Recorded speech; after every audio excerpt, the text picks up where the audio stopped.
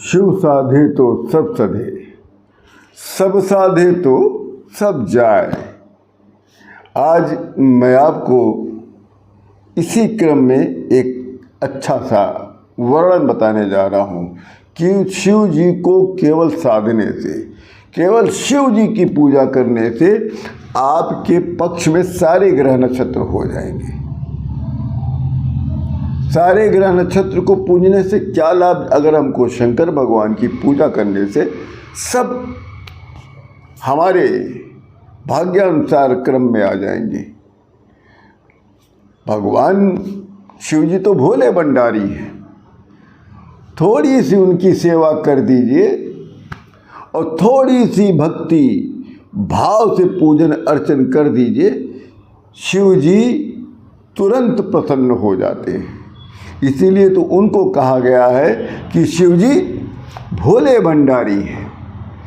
इनको ज़्यादा ताम झाम की आवश्यकता नहीं है, इनकी पूजन में कोई बहुत विशेष आडंबर की आवश्यकता नहीं है। बहुत साधारण से इनकी पूजा से ये प्रसन्न हो जाते हैं।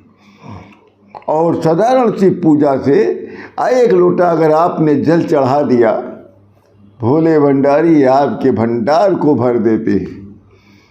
और कहीं आपने उस पर एक बेलपत्र चढ़ा दिया तो आपकी उसके साथ आपकी जो मुराद है, आपकी जो कामना है, जो इच्छा है, उसको पूरी कर देते हैं। केवल केवल और केवल शिव जी को आप प्रसन्न कर लीजिए तो सारे ग्रह आपके सीधे रास्ते में आ जाएंगे, कोई इधर उधर नहीं भागेगा। कैसे? इसका भी एक छोटा सा फार्मूला, उसको भी आप सुन लीजिए, समझ जाएंगे कि शिव जी के साधने से अर्थात शिव जी की पूजन करने से ये सारे ग्रह कैसे हमारे भाग्य के पक्ष में कैसे आ जाते हैं। जब शंकर भगवान समुद्र मंथन से जो उत्पन्न हुआ विष था, हालाहाल उसको जब उन्होंने पी लिया और कंठ में रोक लिया तो वो नीलकंठ कहलाए। यही तो शनि महाराज हैं। शनि महाराज को साधने की कोई ज़रूरत नहीं, केवल नीलकंठ की पूजा कर लीजिए। अब गले में उनके सर्प, नाग, और ये कौन है? ये तो राहु केतु हैं। नागेश्वर नाथ की आप पूजा कर लीजिए महाराज, आपको राहु केतु से भी कोई खतरा नहीं। और माथे पे कौन विराजमान? चंद्रमा। यदि आप शंकर भगवान की पूजा करते हैं तो चंद्रमा स्वतः आपके पक्ष में आ जाएगा। जटा में कौन है? माँ गंगा है और साथ में उनकी पत्नी पार्वती देवी, जो हम लोगों की माता हैं। ये शुक्र, इनको अगर पूज लिया साथ में तो शुक्र ग्रह आपके पक्ष में रहेगा, आपको ऐश्वर्य और वैभव, सुख और संपत्ति सब प्रदान कर देगा। और उनके जो पुत्र हैं गणेश जी, ये कौन है? ये तो बुद्ध हैं महाराज। और अगर आपने इनको पूज लिया साथ में, अरे तो आप बुद्ध भी आपके पक्ष में। गुरु ब्रह्मा हैं और गुरु कौन है? भगवान विष्णु। और गुरु कौन? और अगर आपने ब्रह्मा और विष्णु, आपने केवल शंकर भगवान को पूज लिया तो ब्रह्मा विष्णु तो स्वतः प्रसन्न, और ब्रह्मा विष्णु प्रसन्न तो गुरु ग्रह प्रसन्न। और सूर्य तो उनके आदरणीय हैं महाराज।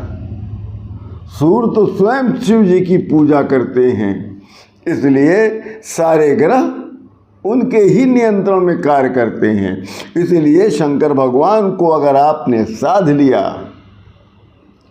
थोड़ा सा पूजन अर्चन कर लिया तो वो प्रसन्न हो जाते हैं। और प्रसन्न होने पर उनका नाम हो जाता है भोले भंडारी। और अपने भक्तों के भंडार को वो भर देते हैं। इसीलिए तो कहा गया है कि शिव साधे सब सधे।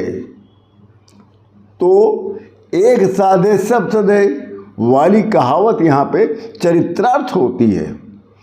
तो आपको हम आज बाबा भोलेनाथ को प्रसन्न करने के लिए छोटे छोटे 2-3 उपाय बताते हैं, और इन उपायों ऐसे जो हम उपाय बता रहे हैं, इन उपायों के साथ यदि आप पूजा करते हैं शंकर भगवान की, तो आपकी संबंधित जो मांग है, मुराद है, कामना है, पूरी हो जाएगी। भगवान शिव जी का पूजन यदि आप जूही के फूल से करते हैं, मतलब जल चढ़ा दिए, बेलपत्र चढ़ा दिए, समीपत्र चढ़ा दिए, उसके बाद यदि आपने जूही का फूल भी चढ़ा दिया, तो आपके घर में कभी अन्न की कमी नहीं होगी। ये सत्य है महाराज। और दूसरा, भगवान शिव जी की पूजन करने के उपरांत यदि आपने हरसिंगार का फूल चढ़ा दिया, तो आपके घर में सुख संपत्ति में अत्यधिक वृद्धि हो जाएगी। ये भी सत्य है। और भगवान शिव जी की पूजन करने के उपरांत यदि आपने धतूरे का फूल चढ़ा दिया, तो आपको सुयोग्य वर, सुयोग्य पुत्र की प्राप्ति होगी, जो आपके कुल का नाम रोशन करेगा। जिस भाई बहनों को संतान नहीं है या संतान नहीं हो पा रहा है, तो वो शंकर भगवान की अवश्य 16 सोमवार के व्रत के साथ पूजा करें और धतूरे का फूल जरूर चढ़ाएं। उनको अवश्य भगवान शिव जी एक सुयोग्य पुत्र प्रदान करेंगे और वो आपके कुल का नाम रोशन करेगा। यदि भगवान शिव जी के पूजन के उपरांत आज आपने बेले का फूल चढ़ा दिया, तो जिन भाई बहनों को कि विवाह नहीं हो रहा, उनका विवाह भी होगा और उनको सुयोग्य, सुंदर, सुशील पत्नी मिलेगी और बेटियों को सुंदर और सुयोग्य पति के रूप में वर की प्राप्ति होगी। इसीलिए कहा गया है, शिव साधे सब दे, सब साधे तो सब जाए। इसलिए बाबा भोलेनाथ ही काफ़ी हैं।